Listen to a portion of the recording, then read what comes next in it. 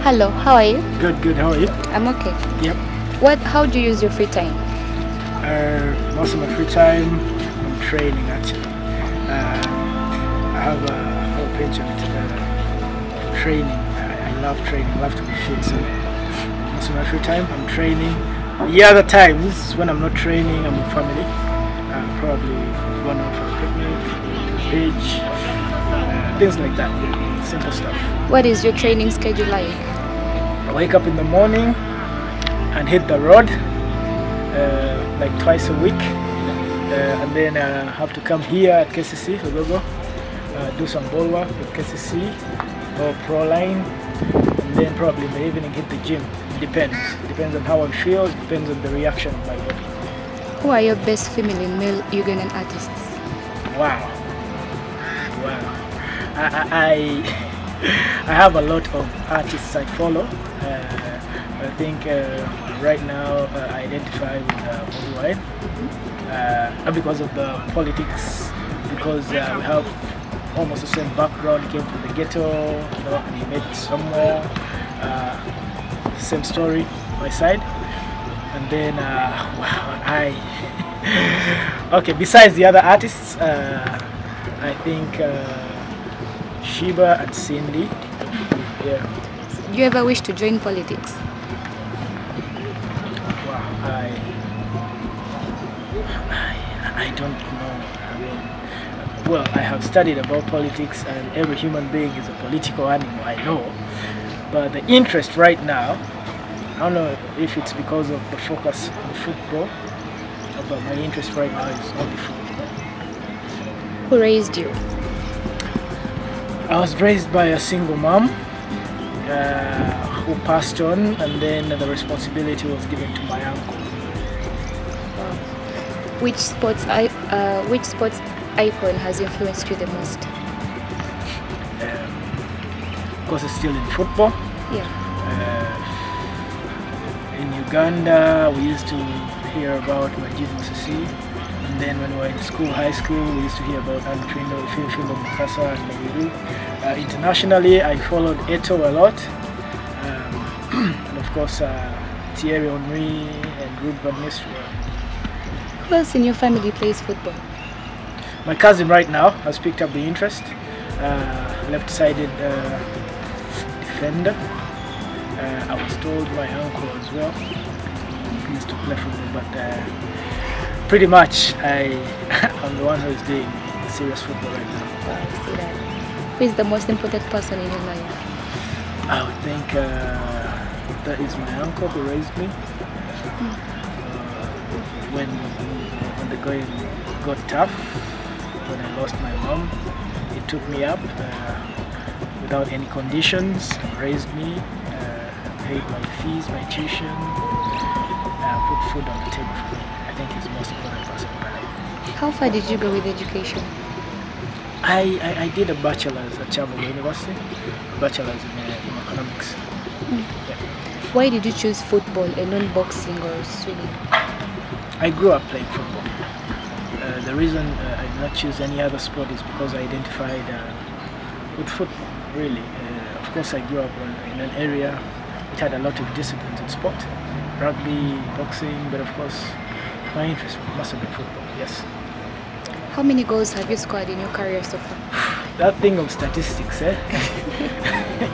I don't know, but I never keep tabs. That's the worst habit I have, I think, in this profession. I never keep tabs, and I know it's important too. Yeah. I know you remember the first goal at least. Could you tell us about something about it? The first goal in the Super League, in the first division. I mean, there's a lot of first goals. Okay. Uganda Cranes. Uganda Cranes. Well, that was a friendly in Sudan. Yes. Was it? No, well, it must have been Sikafa. Here in Kampala. Against Rwanda. Namboli. Yes. What has been the best advice Mitchell has given you? Well, besides the tactics and technical stuff that the coaches teach us, of course they have a human side, and that is what counts, you know, when the going gets tough, when things are not going the right way. I mean, he's given me a father figure. Stuff out there, especially being a professional footballer, and especially coming from a country like Uganda, where, you know, we don't have facilities to develop football. So I would say, to compensate for the deficiencies in your upbringing football in this country, you have to work hard, and that was my path. Have you ever looked at any game replays and maybe were amazed by the skills you put on the pitch? It happens, yes. There's some crazy goals you score, there's some crazy moves you make, but of course there are also some crazy mistakes, like you've given the ball away in a very dangerous area, or I mean you've handled the ball in a very bad area, so you know, it happens. How long did it take you to graduate? Wow. It took me 2 years, I think. Yeah. 2 years. Why did you cut them off? I think it was time. It was about time to cut them off. For me, I hold something dear, and then when I get fed up of it, you know. Was this tunda? No. I remember I kept them, but I can't see them in the house anymore. What don't you joke about or talk about? My job. What will you do when you retire? We have a lot of things we're doing right now that are going to be a continuation up until I retire and beyond, right? Of course, we're doing the foundation thing, the Brand New Foundation, was to inspire the youth in less privileged areas like ghettos where I came up from, doing a lot of activities. Ultimately, we want to establish an academy. I know the process has kicked off. I'm partnering with my uncle somewhere. He's very keen on that as well. So I'll stay around in football, probably some in that state as well. So Cristiano Ronaldo or Messi? That's not tough, but tough. Cristiano. Manchester or Arsenal? Manchester. KCC or Villa? KCC. Mitchell or Sebastian? Oh my god. Oh my god. Pass. I know. Pass. There's no pass. Pass. You see, thing is, I haven't worked with Sebastian. Okay. I have worked with Mitchell, so I can't judge. Okay. But the thing I maintain is a professional relationship with all the people I work with. Bobby Wine or Bebe Cool? Bobby, but I also respect Bebe. Okay. Yeah. Dogs or cats? Dogs. Beer or coffee? Bleached or natural women? Natural. Women or football? Football. Housewife or working woman? Working. Yeah. So is Brian married or dating? Fiance. Oh. Do you still have memories of your first love? Yes. No. Does abstinence from sex help you perform? Like, does it help any player or you yourself to perform? It does in some ways, because you preserve the energy that you could use in the game coming up. Because you know, sex is draining, right? So if you want to perform at your best, of course you have to reserve energy. Even if it's not sex, even if it's having enough sleep, not going out to club and dancing the whole night, you know. So it's like I'm preserving energy for the next game. So sex or no sex or something else, you need to preserve your energy. Okay, how long can you go without sex when you expect a big game? It depends. I don't think sex is a factor for me. It wouldn't affect, it's psychological. It wouldn't affect me even if, you know, I had you know, it wouldn't affect me playing the next game. But what I champion is I need to preserve my energy for the next game. So if that next game is going to take a week, then so be it. I'll wait, because sex is not going in. The game needs to be played. What position is a striker in soccer? Position? Yeah.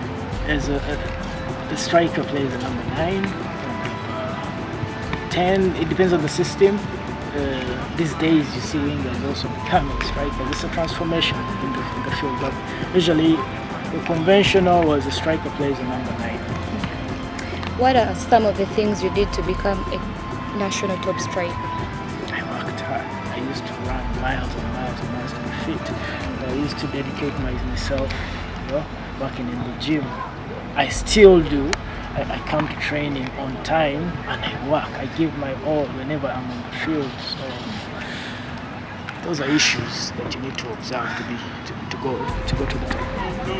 How difficult is it to perform when you feel like the crowd is getting on your back, like you have no goal yet and the crowd is just... Of course it goes back to your mental strength, but it's difficult if you're mentally weak, because the crowd will start, you know, getting on your nerves. If you're not mentally strong and you know this is time to look for a goal, you'll break down and you won't perform. And that means probably you're going to lose the game because of that. So, strength mentally, you know, they're like urging you to go and score, to do stuff. I mean, it's tough, but I think I've overcome that. You were awarded Uganda's Football of the Year 2007-18 FUFA. Right. Yeah. How did it feel like? Fantastic. My first season, I think. Yeah. Of course, I was humbled. It also spelled the fact that it was going to be challenging next season as well, because all eyes would be on you, you know. But it was a very, very good feeling for me. I was proud. I made my family proud. I made my team KCC proud, you know. And of course, it came with a car. Wow, what car is that? A Corona Japanese car. What is it? Yes, and it was maroon. You still have it? My uncle drives it. Oh. I pray. I pray.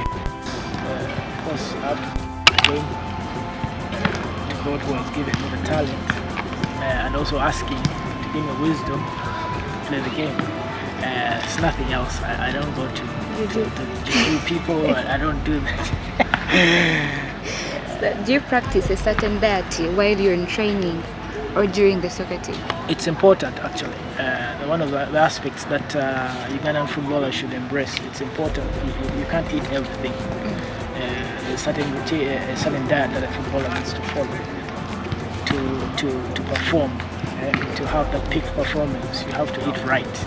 If you're eating junk food, you know your performance is going to go down, because you're going to pile on the pounds, the kilograms, you know. So you need to observe your diet. It's very important.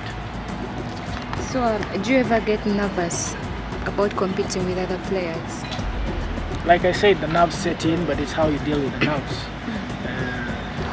Of course, there's some prospects that are daunting. You're playing against, you know, players with names like Adebayo when they come in the national team, playing with Asamoah Gyan. Of course, the nerves would set in, but again, I think that should be the motivating factor. Number one, you need to show them that I mean, there's not much difference between you and them, but as well learn from what they're doing, how they did it to get to the top. So, okay, how would you guys motivate each other during halftime when you're behind the scoreline? Well, it's normal. You talk, coach talks. If you're mentally strong, you have to tell yourself and do it, but still come back and win the game or tie the game, you know. I've been to teams where people sing, yes, people chant, but to me, I think maintaining some level of silence and focusing on how I'm going to improve my performance in the second half, you know, to be better than I was in the first half. I keep my silence. some other people you find them putting earphones in their ears, and of course probably they're listening to a motivational speech. Have you ever got involved in a fight with a teammate? No, I don't. How rough? Have you ever had like a rough coach? How hard was he on you? It is hard. Yeah, I've had coaches, of course, who are rough. I wouldn't say rough. They're very demanding, and probably some footballers interpret it as rough. But that is also a signal that you need to use that opportunity to improve. You understand? So instead of complaining, sitting there and complaining, or feeling dejected that the coach does not like you, you have to work extra hard to fit into what he wants. Do you have any regrets regarding your career? No regrets. Why? Never have regrets. What are some of the lessons you've learned throughout your journey? That the industry you're involved in is unforgiving. It's very competitive. So if you let your guard down, you're going to be eaten up by competition. If you're not working as hard as you're supposed to work, somebody else is going to come who works harder and take your place, and probably take your job, and probably take your salary as well. You understand? Yeah. So how do you think football has changed people's lives? Look at me. a lot of people financially, mentally, football took me away from the bad vices of society. I grew up in a society where there was drugs, gangs, but I never got involved in that because I was focused on the field.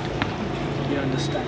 Then getting involved in the field opened up an opportunity for me to play in the first division and then to play in the Super League.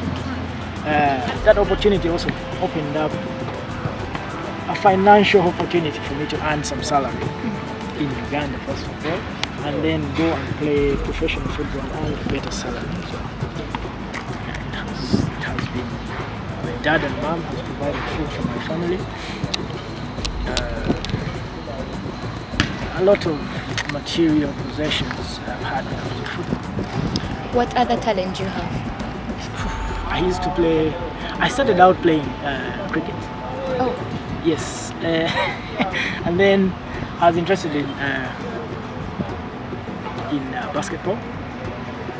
And then I am literally a jack. I think if I decided to go into any other sport, I would excel. What has been your greatest accomplishment? Wow. Greatest? I haven't seen it yet. That's why I keep on working every day. But I wouldn't say I regret being in the position I am in right now. But there's still a lot to accomplish. How do you want the world to remember Brian Umony when it's all just said and done? It was never going to be said and done, first of all. Okay.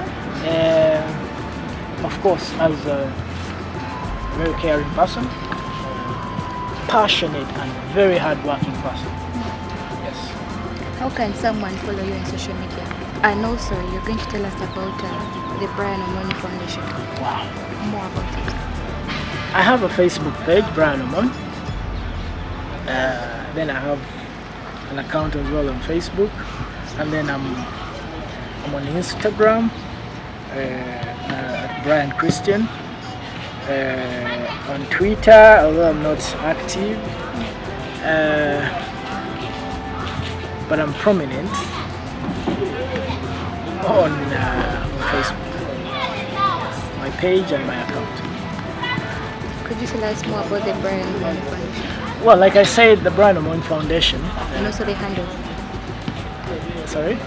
How someone can actually follow you guys. Well, if you have a page. Yes, we do. It's on Facebook as well. You follow my page. There's a lot most of the things I post there are about the foundation. Of course, we're on Twitter as well. My manager handles all that. But the foundation, obviously, we established it to inspire change in the youth, to inspire the youth to work hard, especially in sport, because it's a channel that could change your life, like it changed mine. And then ultimately, we want to have an academy in place to help us with teaching football the right way. Things that we lacked as we were growing up as footballers, we want to avail those to the kids who are coming up. I'm not somebody who can do those things. That's something else. I'm not a good singer. I just do something else. Can you dance? At least. I'm dance.